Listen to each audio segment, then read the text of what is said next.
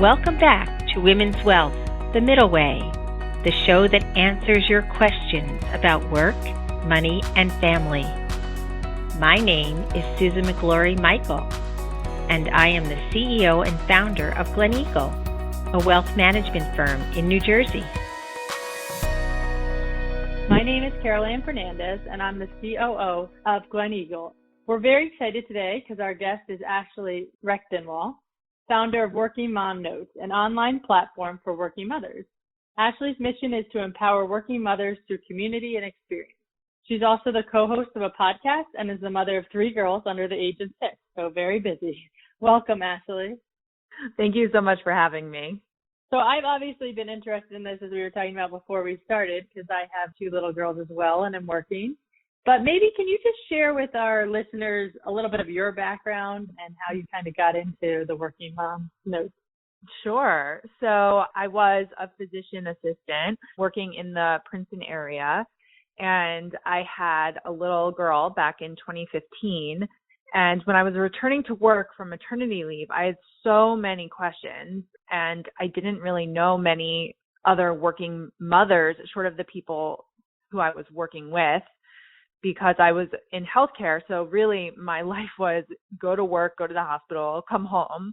And I didn't have the opportunity to meet many other women in my area at the time. So I decided to create a Facebook group, and I called it Princeton Area Working Moms at the time, just to ask questions to these other women about, like, where do I put my breast milk after I pump, or like, what are my rights when I return, or what should I be asking for, looking out for? How do I navigate this life as a working mom? There weren't many resources out there back in 2015. And to my surprise, I had hundreds of women join the group. Now the group is thousands of women. And I slowly realized that this was, I know, it's unbelievable. I realized that this was really needed for women, especially because so many women now are working. So I moved on to Instagram and created another platform called Working Mom Notes, and it just continues to grow. And it's just a space for women to be able to get together, ask questions, talk about things that is related to working motherhood, and so on and so forth. And it just grew from there. So now, since the pandemic, I have really taken all my efforts and put it into Working Mom Notes full time, and I'm home with my kids, and I'm not currently working as a physician assistant.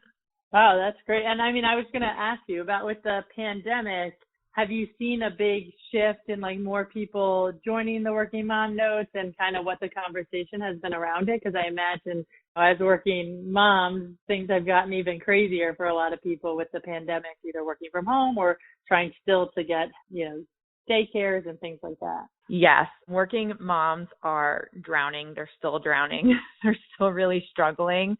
And it's not just in like one area. It is nationwide. People are having issues juggling the work from home with their daycare quarantines and so on and so forth. I know that they're very frustrated because on top of that, they're paying for daycare even if their child needs to be in quarantine. And I mean, even thinking back to when we were doing virtual school, it was just everything was on the shoulders of the working mom, and things aren't really that much better yet. So there's a lot of work to be done. I'm just curious. So since you're now working on it full time and being a working mom, what is the vision of Working Mom Notes? Are you thinking that you're just going to keep it as kind of this online platform where people can talk to each other, or do people meet up? Like, kind of what's the vision you have for it going forward, or currently, I guess? Right. Yeah. So in the past, we did do meetups, local meetups. And so that is my goal, is to really dive back into the community here now that the pandemic is sort of coming to more of a stable place. And so we do local happy hours right by the train station so that moms commuting even from the city and back can join us. I try to connect with daycares locally in the area. So right now, Working Mom Notes, I'm really focused on more of the local impact I can make, even though I do have the national Instagram platform.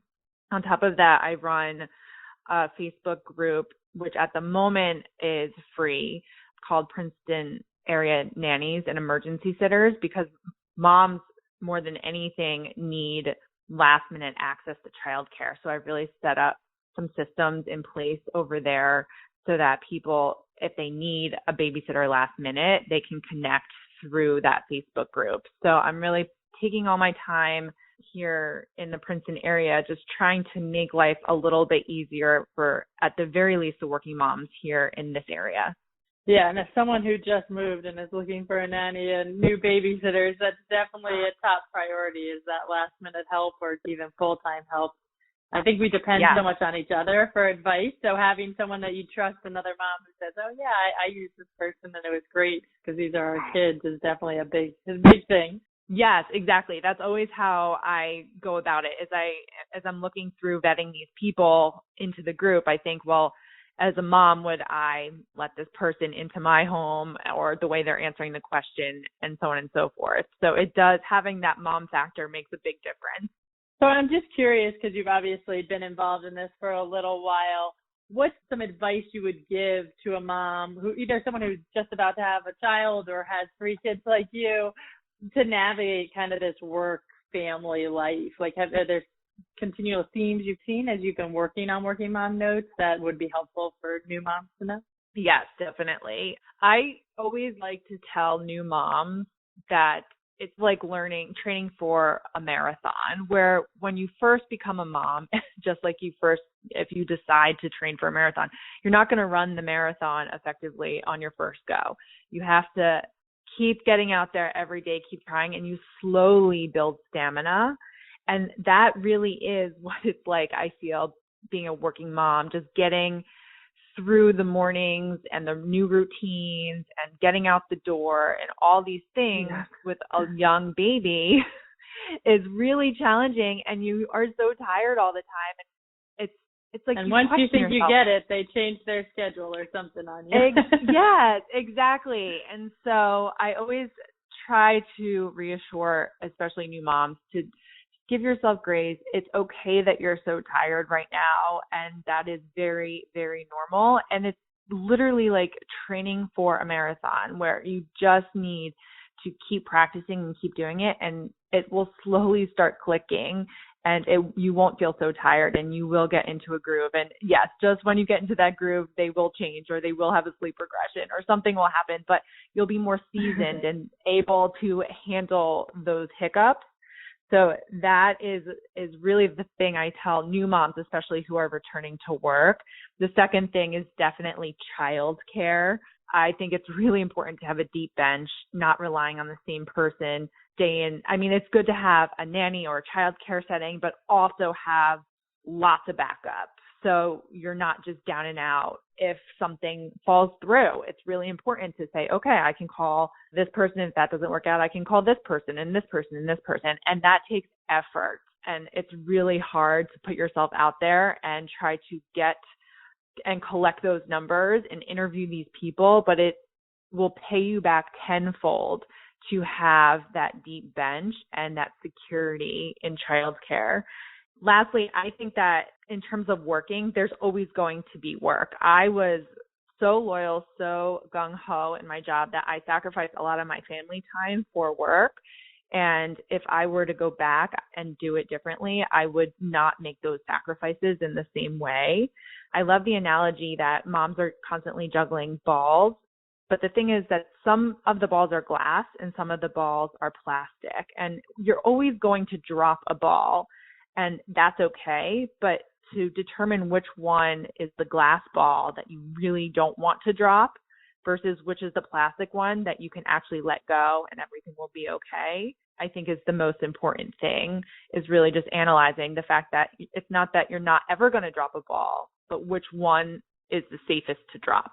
Wow, I think that's I've never heard that, but I think that's a really good analogy. And I mean, I remember right before I had my first, someone said, like, just make sure wherever you are, be present there, because it's so easy, even when you are home, when you have big jobs or, busy all the time, to be thinking about what you needed to be doing at work and not playing with the little one or paying attention and missing out on those moments. So I think that's definitely right. Work will always be there, and they'll grow up pretty fast. But I love your analogy. Yes. So I guess as someone who left the big busy job to do your passion of building Working Mom Notes, and now we're doing that full time, not to put you on the spot, but what's one piece of advice you might give to someone like that who's thinking, should I make this jump? Should I either stay home full time with my kids, or should I do this passion project that I've been working on? How did you come about that decision? And do you have any advice for the kind of them who are struggling with that?